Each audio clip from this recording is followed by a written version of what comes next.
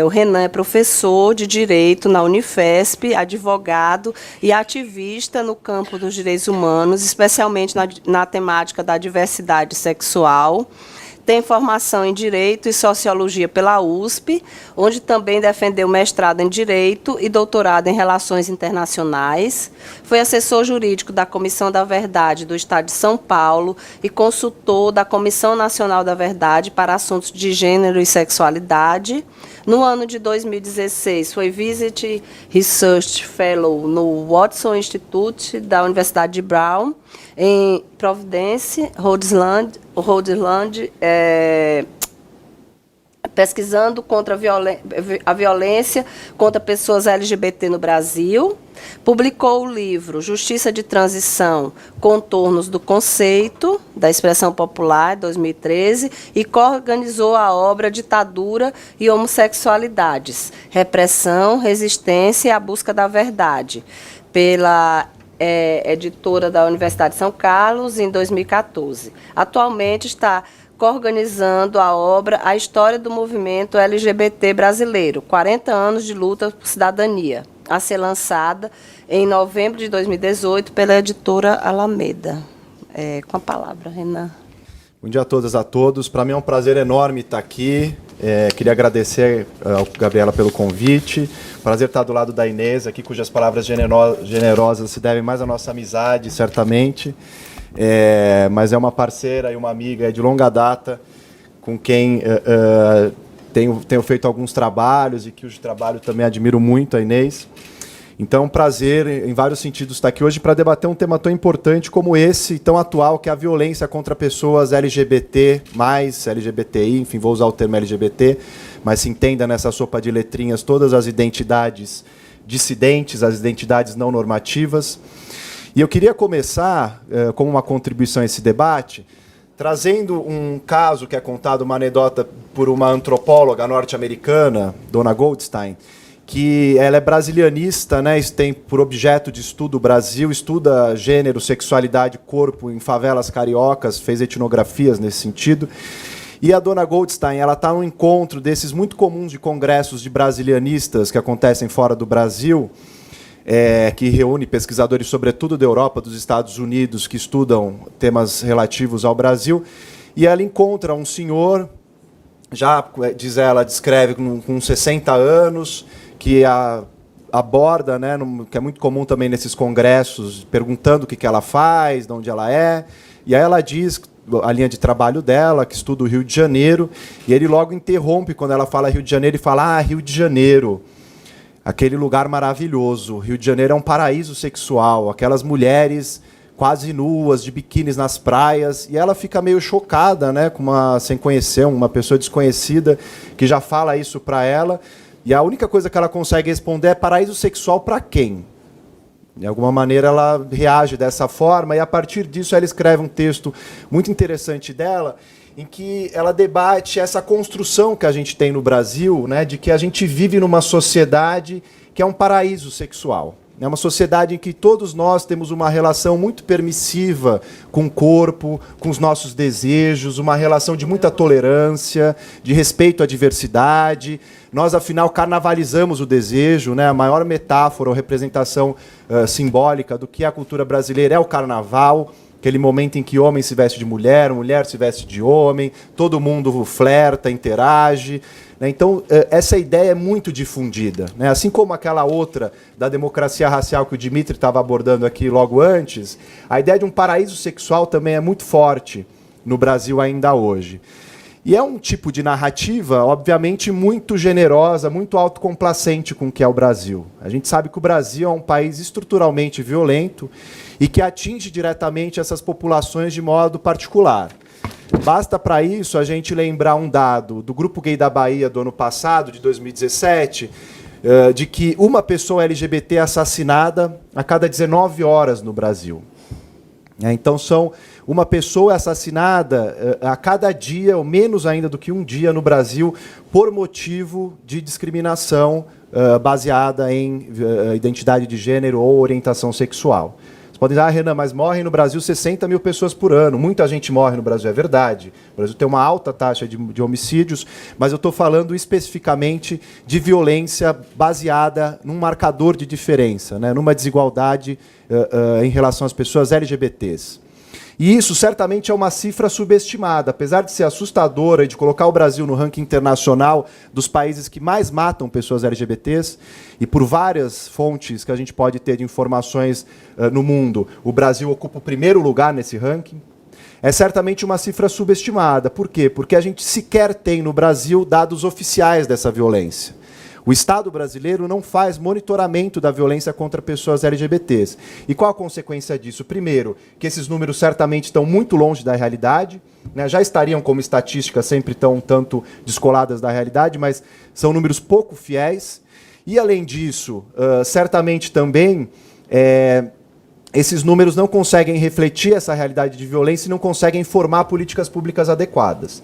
Como se vai fazer política pública se a gente não tem sequer um panorama e um perfil do que é essa violência, do tipo de violência física, simbólica, psicológica, né, verbal, como ela se distribui no território nacional, qual o perfil das vítimas, dos agressores, em que tipo de contexto ela se dá? Não há informação nenhuma. Então, esse é um grande já prejuízo em relação à situação das pessoas LGBTs no Brasil, a falta de dados oficiais e a impossibilidade da gente ter políticas públicas efetivas. As políticas públicas que nós temos para essa população no Brasil, que tivemos até hoje, né, e sabe-se Deus até quando vamos ter, são políticas públicas baseadas em tentativa e erro, né, numa tentativa de dar conta dessa situação, ou então são políticas baseadas numa lógica de governabilidade do que é possível a partir de construções ali de determinadas maiorias em legislativos, certas secretarias de justiça e de direitos humanos, né, nas gestões do executivo, porque a gente sabe que também há uma bancada fundamentalista religiosa bastante forte em várias instâncias de governo no Brasil que acabam barrando essas políticas. Então, esse é um primeiro aspecto que eu queria ressaltar em relação a essa violência, que é a sua dimensão mais visível, é a sua dimensão mais brutal, que é a violência física, a violência letal contra pessoas LGBTs. Mas certamente não é a única, né? Há várias outras camadas dessa violência que operam na realidade brasileira, e é preciso a gente ter uma dimensão clara disso, inclusive num momento em que discursos de ódio emergem com cada vez mais força e com uma aceitação cada vez mais ampla na população brasileira, no sentido de diminuir a gravidade desses discursos, não vendo a maneira como esses discursos também incitam violência diretamente, já são uma forma de violência em si mesmos, né? Mas também incitam violências diretas e provocam mais discriminação. A gente poderia dizer que no Brasil prevaleceu uma certa ideologia de gênero, né, assim como em vários outros países no Ocidente. Esse termo, que está sendo muito utilizado atualmente como um espantalho moral para falar dos estudos sobre gênero e sexualidade, a gente precisa concordar, existe mesmo uma ideologia de gênero. Sempre existiu nas sociedades ocidentais. Elas se organizaram a partir de uma ideologia de gênero muito particular. Ideologia no sentido que o Zizek coloca, de que as pessoas não sabem o que fazem, mas fazem, né? São interpeladas a reproduzirem, mesmo que de maneira inconsciente e refletida, essas estruturas de dominação e de poder. Uma ideologia de gênero que é baseada em 4 dimensões principais. A primeira delas é a binariedade, ou binarismo de gênero. A gente, desde o momento em que nasce, ou até melhor, antes de nascer, quando a gente ainda está na barriga da mãe, a gente já vai lá, está ali, vão fazer um exame, né, de ultrassonografia para verificar, e se tiver lá um sinal já genital de um pênis ou de um aparelho reprodutor feminino, já vai se saber se é um menino ou se é uma menina. E a depender disso, já se vai estabelecer uma série de expectativas de comportamento, já vai se pensar a cor do enxoval, os projetos de vida, planos para essa criança, etc. e etc. Né? Antes mesmo de nascer, a gente já é interpelado por essa definição a partir de um registro binário.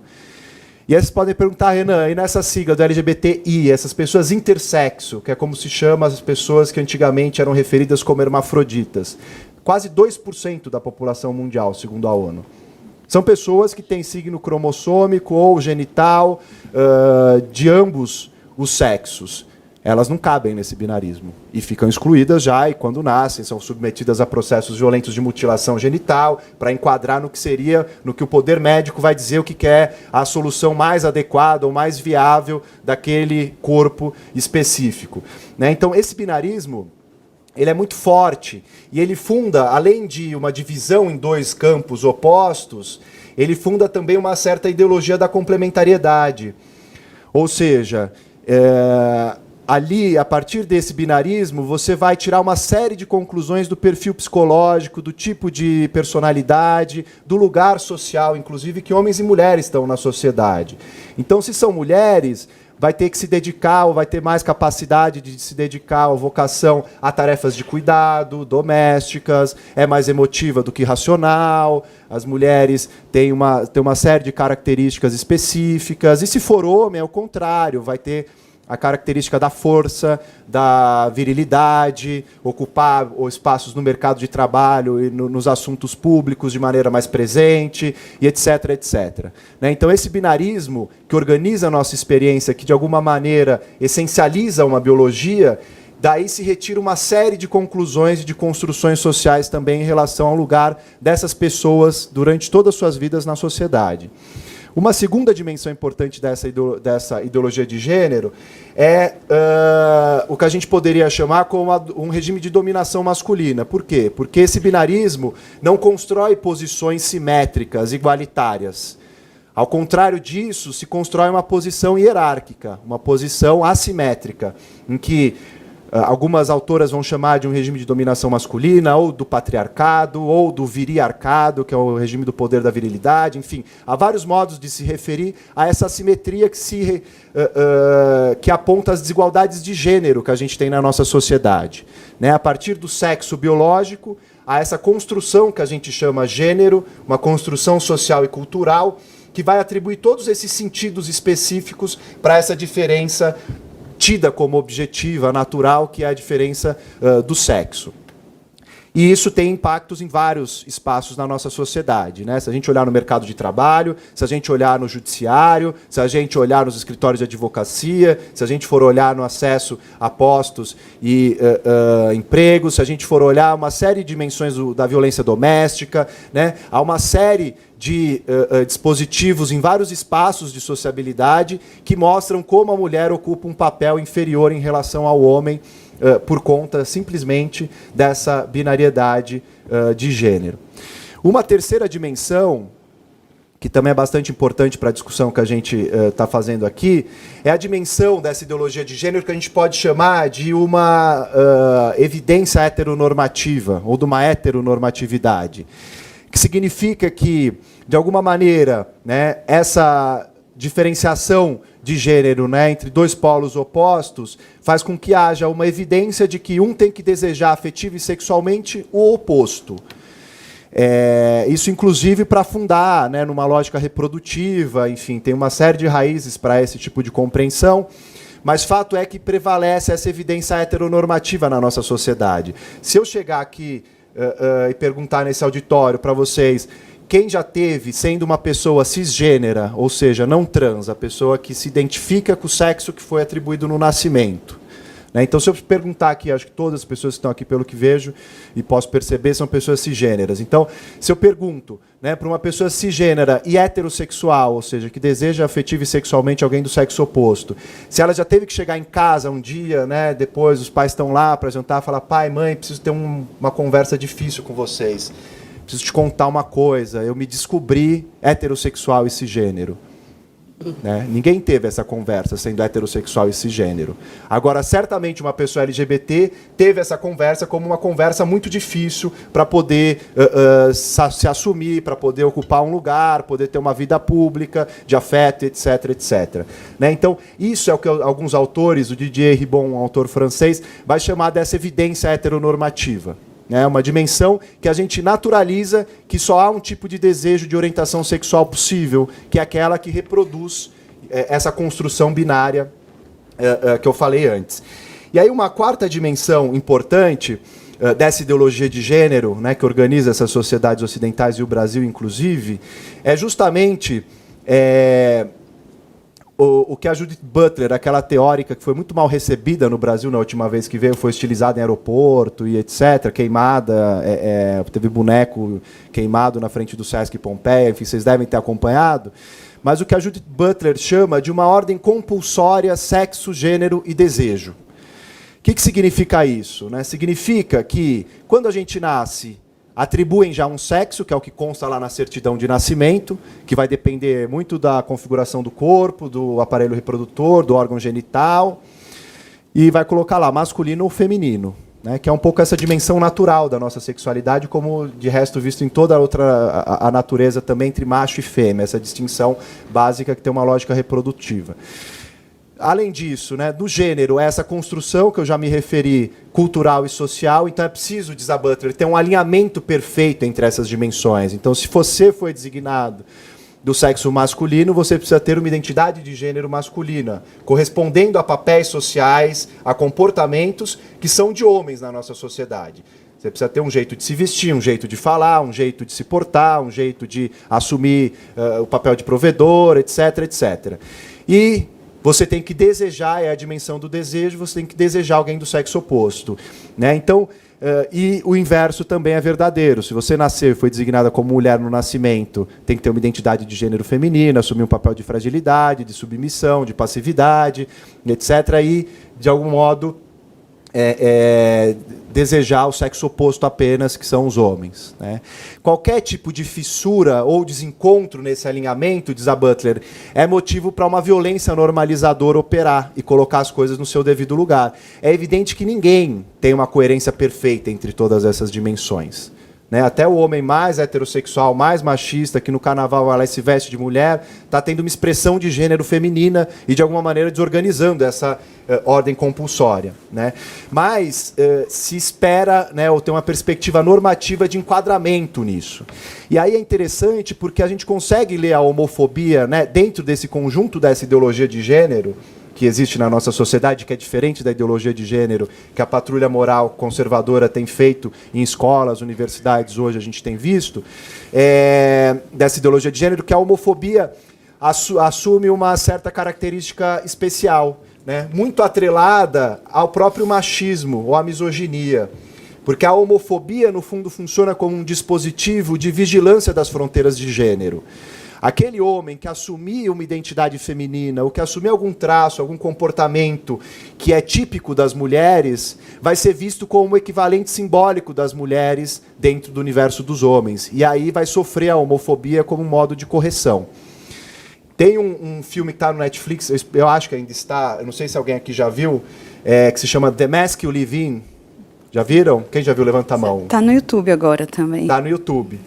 Que é muito interessante para mostrar exatamente essa dimensão de uma discussão da construção da masculinidade. A gente fala muito, quando fala de gênero, a gente já associa diretamente como se fosse um assunto das mulheres, uma questão das mulheres. Sendo que gênero tem uma perspectiva justamente relacional na definição de gênero. Além de ser uma construção social histórica, ele é um conceito relacional. Não dá para falar de mulheres sem falar de homens. E é preciso falar bastante, cada vez mais, do gênero masculino. Eu vi que na programação vai ter uma discussão sobre masculinidade, inclusive amanhã, né? E que é bastante importante de ser pautada nessas discussões, porque a gente fala muito pouco ainda disso, né? Mas a homofobia, então, nessa perspectiva, vai assumindo esse papel de alguma maneira, reforçar uma estrutura de machismo, uma estrutura de misoginia dentro do universo das próprias pessoas LGBTs também. E vai sendo, através desses mecanismos de violência, isso que é preciso a gente entender, né? Quando se fala das violências contra pessoas LGBTs, violências, no fundo, são dispositivos de manutenção de determinadas ordens. Violência não é irracional. Violência não é um desvio perverso de alguém que decidiu ser violento, mas a violência, nesses casos em que a gente está falando de discriminações estruturais, ela é uma violência que faz parte dessas estruturas. É ela que consegue, de alguma maneira, manter essas ordens organizadas a partir dessa lógica, dessa ideologia de gênero que eu estou me referindo aqui. A violência daí assume um outro sentido, não de anormalidade, mas de normalidade. Ela faz parte desse sistema. E é por isso que ela tem uma dimensão simbólica que passa por essa construção toda. A Patrícia Hill Collins, que é uma autora feminista negra importante, contemporânea, ela vai dizer que todo processo de dominação, todo modo de dominação passa necessariamente por uma objetificação do dominado, daquele grupo que é oprimido, daquele grupo que é estigmatizado, que é um processo, em última instância, de desumanização que acontece.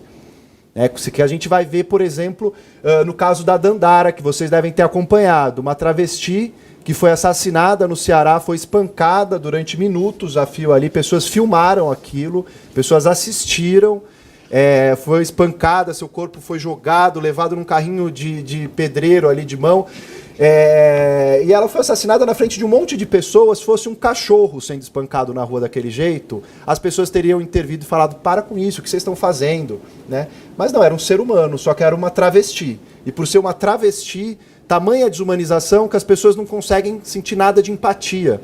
Então é preciso a gente entender que, para além de uma dimensão mais visível, né, mais brutal dessa violência, da violência física, tem todo um processo ideológico que está na base disso, né? Tem toda uma construção de uma estigmatização que não é algo recente, não é algo de hoje. A gente vê isso, né, nessas sociedades ocidentais, eu estou falando especificamente do Brasil, mas é possível a gente ampliar um pouco o olhar. E aqui eu estou falando, me apoiando no Michel Foucault, um filósofo francês que escreveu um trabalho importante sobre sexualidade chamado História da Sexualidade, em 3 volumes. Esse ano saiu um 4º, inédito, de escritos póstumos, que ele tinha pedido para não publicar de jeito nenhum, mas família não respeita a vontade de quem já morreu e estão publicando, ainda bem. Mas o Foucault, nesse livro Histórias da Sexualidade, ele vai justamente apontar como que, durante o século XVIII, sobretudo, do XVI ao XVIII, mas com ápice nesse século XVIII, vai haver uma fermentação discursiva, né? Uma série de discursos que vão surgir para colocar o sexo em discurso. O sexo, que era tido como aquele tabu, e todo mundo achava que era uma questão sobre a qual não se podia falar, que havia uma repressão fundamental numa sociedade vitoriana, numa moral muito estreita, numa moral muito controladora e rígida, o Foucault vai dizer, isso é uma parte da forma como o poder lida com a sexualidade. O poder lida, vai dizer ele, com a sexualidade de diversas outras maneiras também. E mais importante, dessas outras maneiras, inclusive nas nossas sociedades hoje, que é uma maneira positiva, não é o poder que interdita, o poder que proíbe, o poder que veda, né, qualquer tipo, o poder negativo que não deixa se manifestar ou de ser vivida a sexualidade, vai dizer o Foucault. Mas é um poder positivo, um poder que produz, um poder que estimula, que exorta uma série de discursos sobre a sexualidade, para, a partir disso, constituir um campo das sexualidades periféricas e um campo do que é a normalidade, e que é operado justamente também a partir dessas violências. Então, se a gente for olhar, né, no Brasil, desde o período da colonização, quando os portugueses invadem o território brasileiro e trazem para cá uma perspectiva, né, religiosa muito marcada, católica, com as ordenações, né, do Filipinas, Alfonsinas, Manuelinas, ali já havia essa ideologia embutida muito forte de uma sexualidade natural, normal, e a exclusão de qualquer outra.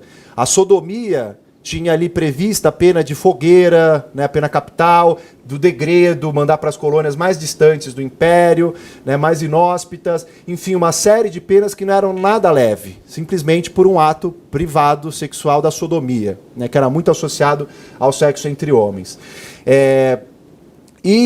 A gente, né, olha que em 1830, né, quando há um código criminal no Império, isso sai do ordenamento jurídico. Então esse discurso religioso, que estava muito imbricado com o discurso jurídico, com o discurso legal, é descolado.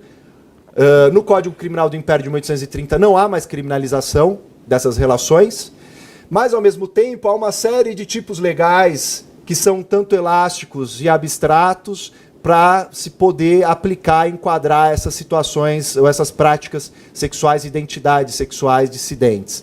Então, contravenção penal da vadiagem, né, perturbação da ordem pública, ultraje público ao pudor, vários tipos de ações contra a moral e bons costumes que vão estar, por exemplo, na Lei de Imprensa de 67. O fato é que o ordenamento jurídico brasileiro vai incorporando em vários momentos dessa história já republicana, esses dispositivos específicos que vão servir como instrumentos de controle dessas sexualidades, dessas populações. Além desse discurso religioso e moral, que foram muito fortes em determinado momento, essa virada do 19 para o 20 vai marcar o empoderamento de um discurso legal, criminológico. A criminologia vai emergir justamente buscando entender a origem dos perigos sociais, né, desses desvios, dessas pessoas que representam certos perigos para si próprias e para a sociedade, e as pessoas homossexuais vão ser enquadradas aí, as pessoas LGBT de modo geral. Além disso, emerge nessa virada de século também o discurso médico-científico, né, no momento de uma onda positivista muito forte no campo das ciências. O discurso médico vai se tornando cada vez mais ganhando uma legitimidade, uma autoridade muito grandes.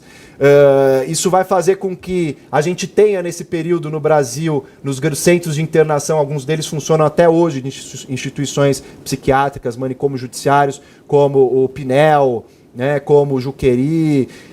Há registros de várias pessoas LGBTs que eram enviadas para esses lugares e eram submetidas a diversos tipos de torturas, de violações de direitos, né, na ideia daquela terapia de cura gay, que tempos atrás foi reavivada por um juiz federal do Distrito Federal, que deu uma decisão permitindo que psicólogos oferecessem terapias de reconversão, de reorientação sexual, né, numa linha um pouco mais vernizada, mas no fundo é disso que está se falando, né, de terapias de reorientação sexual. O juiz chega a dizer na sentença que a OMS retirou da lista de patologias, que o Brasil também tem um histórico anterior à OMS, inclusive retirando da lista de patologias, mas fato é que a decisão tem um efeito objetivamente de permitir que essas práticas psicológicas sejam feitas, mesmo contrariamente ao órgão regulador da profissão do ponto de vista ético e profissional, que é o Conselho Federal de Psicologia, que baixou uma resolução sobre esse assunto já desde os anos 90.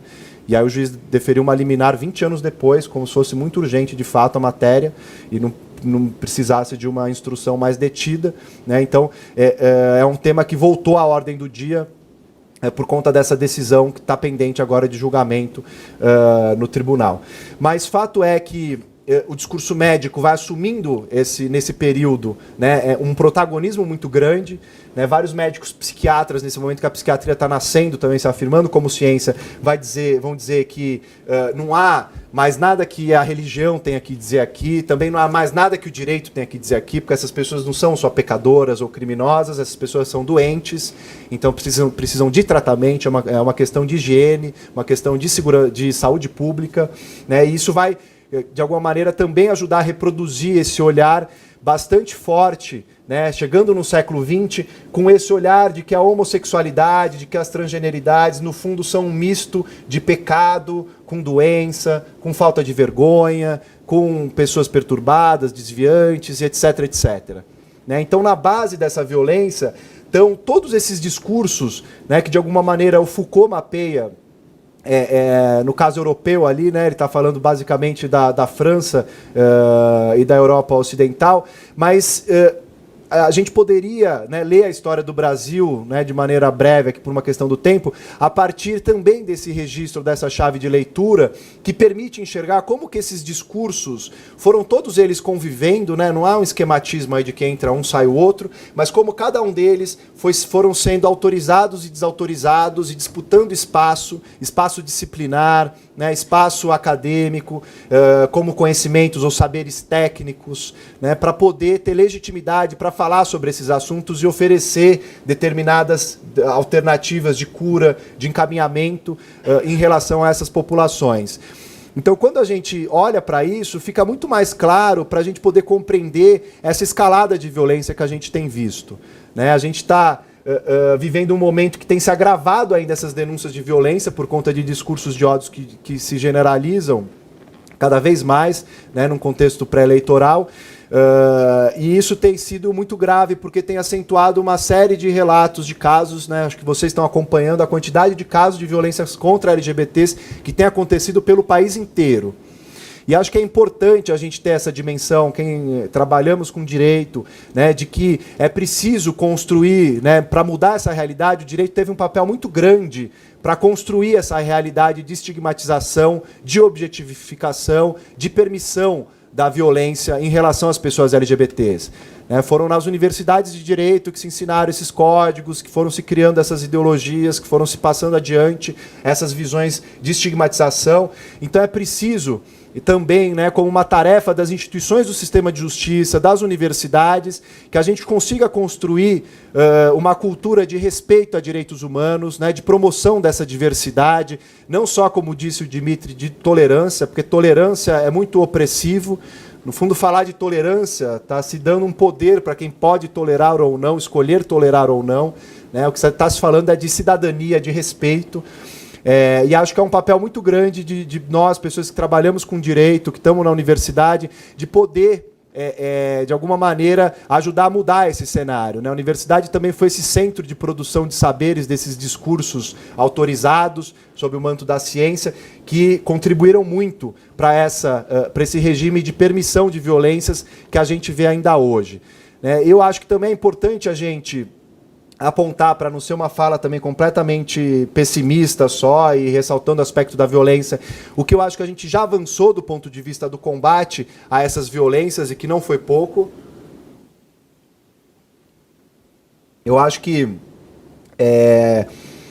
a gente está num ano em 2018 que faz 40 anos que o movimento LGBT está organizado no Brasil. Em 78 que acontecem as primeiras reuniões do Grupo Somos aqui em São Paulo, que é o grupo pioneiro do movimento LGBT. A partir daí, em todo o país, vários coletivos se organizam, grupos, e isso só tem crescido, né? Acho que há uma sociedade civil também cada vez mais estruturada, vertebrada, que está pensando essas questões em vários espaços. Uma nova geração que também já consegue discutir isso com muito mais familiaridade e naturalidade do que nós, quando estávamos no ensino médio, entrando na universidade, né? Hoje é uma geração que tem acúmulo sobre debates e questões de raça, de gênero, de sexualidade, de uma maneira que não se tinha há 10 anos no Brasil. Então, eu acho que é uma mudança importante, estrutural e cultural, que não é fácil de ser revertida. E também acho importante ressaltar que, do ponto de vista do direito, nós tivemos avanços importantes, que eu imagino que estejam sendo discutidos em outros momentos aqui do seminário, porque nós avançamos muito do ponto de vista de políticas, mesmo com todas as deficiências e precariedades que eu mencionei, né? Nós tivemos momentos de gestões do executivo no país, na cidade de São Paulo, em outros lugares do país, que fizeram políticas importantes do ponto de vista da garantia dos direitos das pessoas LGBTs, mesmo com todos os limites que estão postos. A gente teve no judiciário o problema justamente do executivo, da construção dessas políticas públicas, é a sua sazonalidade, né? Porque a cada gestão mudou o gestor específico pela política, muda a política, teve eleição, muda, o chefe do executivo também mudam as políticas, e etc. Mas teve políticas bastante importantes nesse período de combate a essa violência. A gente teve também, via judiciário, uma construção de direitos muito relevante, né, com esse processo todo de judicialização da vida social, de ativismo judicial, enfim, tem vários nomes, conceitos para lidar com esse papel protagônico que o judiciário tem assumido nas democracias contemporâneas e que tem também no campo do gênero e da sexualidade feito valer seu caráter contramajoritário, né, na garantia dos direitos desses grupos minorizados, né, que no fundo não são minorias. Se a gente juntar as minorias, a gente faz uma maioria no Brasil, né? O próprio conceito de minoria é problemático, mas são grupos que são minorizados do ponto de vista do reconhecimento, da cidadania. Então, o Judiciário fez avançar bastante com o julgamento no Supremo em 2011 da união homoafetiva. Em 2013, o CNJ amplia isso, né, avança para um casamento civil. A gente teve a decisão em março desse ano também em relação ao direito das pessoas trans, reconhecendo os direitos de identidade de gênero, as pessoas trans podendo já ir ao cartório, fazer lá a alteração do prenome, do registro do sexo na certidão de nascimento, sem necessidade de laudos médicos, psicológicos. Havia toda uma patologização, antes uma burocratização que impedia muito que essa população acessasse esses direitos. Ainda há uma questão financeira que é impeditiva, né? Geralmente é uma população que está excluída do mercado formal de trabalho, tem que pagar por declarações e certidões, etc. Mas é um processo gradativo de avanço importante. Então, acho que também a gente precisa lembrar essas medidas, né, essas decisões, essas políticas públicas que nesses 40 anos têm feito avançar muito. Eu acho que o que a gente vive hoje, para caminhar aqui para a conclusão, a gente poder abrir para as perguntas, o que a gente vive hoje é algo que eu prefiro chamar não de uma ofensiva conservadora, mas de uma reação conservadora, né? Isso é backlash, na verdade, é uma tentativa de vários setores que ficam deslocados numa sociedade em mudança, cujo código moral está mudando, né? Está se ampliando a legitimidade de outros sujeitos, de outros desejos, de outras formas de existência, de outras identidades. as pessoas ficam desorientadas, né? Tem pessoas que não conseguem entender o que está acontecendo ou entendem de uma maneira a partir dos seus referenciais cognitivos, do que tem de instrumento para poder entender isso, e que se apegam a certos valores mais tradicionais e buscam fazer girar uma roda da história para trás. Mas eu acho importante que a gente leia de uma maneira mais generosa esse momento que a gente está vivendo também, para entender que a gente está vivendo um fruto dessas lutas, dessas conquistas e desses direitos que foram conseguidos nesses últimos 40 anos. Né, foram muitos avanços do ponto de vista das lutas do movimento feminista, do movimento negro, do movimento LGBT, de vários desses atores que conseguiram dialogar com a institucionalidade, com o Estado brasileiro, fazer avançar o reconhecimento, as políticas públicas, os direitos, e que isso provoca reações, evidentemente. Né? Estamos num momento em que em vários lugares do mundo essa reação está acontecendo, o Brasil não é uma exceção, mas eu acho importante a gente também ter muita clareza de que é uma reação que se coloca a conquistas e avanços obtidos nessas últimas décadas no Brasil. Então eu paro por aqui, que eu acho que eu já falei bastante, para a gente poder também abrir um pouco para as perguntas e debate. Obrigado.